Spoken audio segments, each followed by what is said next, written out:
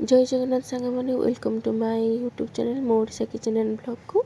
तो सकाल सकाल उठिक फास्ट मुझे फुल तोड़ापी गचर किसी फुल मिललानी मोर सेज सजाड़ी देती घर ओल्ल घर ओल्ल सारिकी मु खाली पेटरे एबे टिके पतला हाँपाई चेष्टा कर गरम पानी आ लेंबू पीऊँगी। मो भौणी मत यहाँ सजेस्ट करथिला टेस्ट तो मतलब सकाल गरम पानी जमा ही पसंद नुह।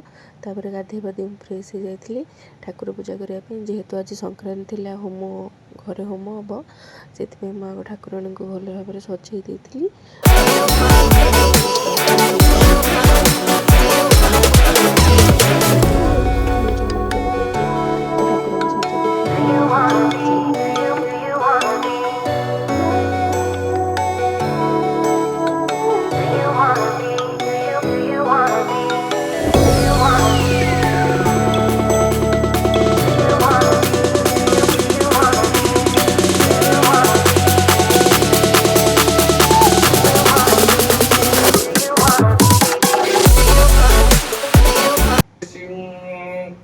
ओम ऋषिरुवाच स्वाहा इदं नमश्चंडिकाय। आठी होम होला भितर मोर डालमा बसई दी डालमा फुटण करके मोर आग फुटे देखी ही प्रेसर बसई दी कारण जल्दी जल्दी करार कर सारिकी होम सरी आसला तो बापा खाଇବା टाइम हो जाता तो से फटाफट मोर फुटे देकी अदा कंचा लंका टे फुटे देकी मु डालमा बसई दी फटाफट पूरी बेलिया लग जाती।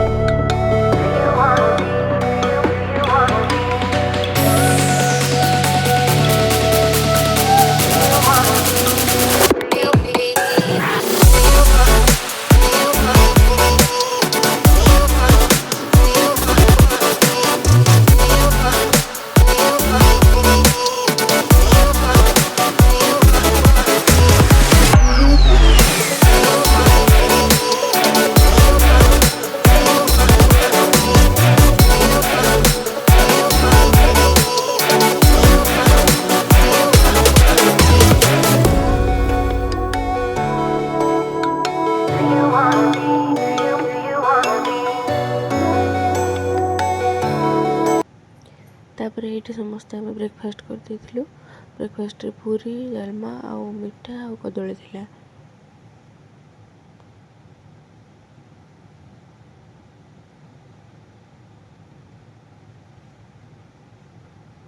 तापर सांगे सांगे खाई सारिकी आम फुल लंच प्रिपारेसन लग जाइलु।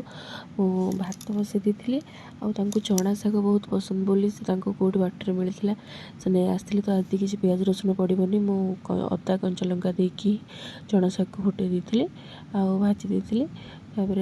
शाग हो सारापर मु भेंडी की धोईकी पुणी भेंडी भजा टे कर भात डालमा भेंडी भजा आ शाग यहाँ थी आज आम लंच रे।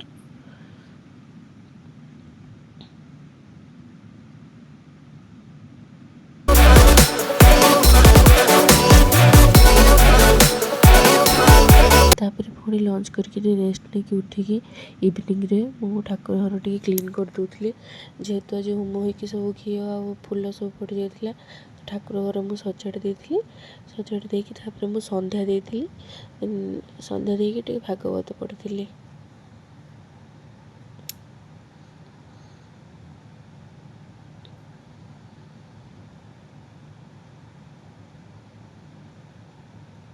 तापर से इवनिंग रे डोसा आनी विदाउट ओनियन गार्लिक वाला मम्मी मु आम डोसा खाई देथिलु। तापर खाई मु पुणी थे डिनर प्रिपरेसन लगी जाइए परोटा और कोबी भजा मम्मी भजा कर देथिले आ मु खाली परोटा कली।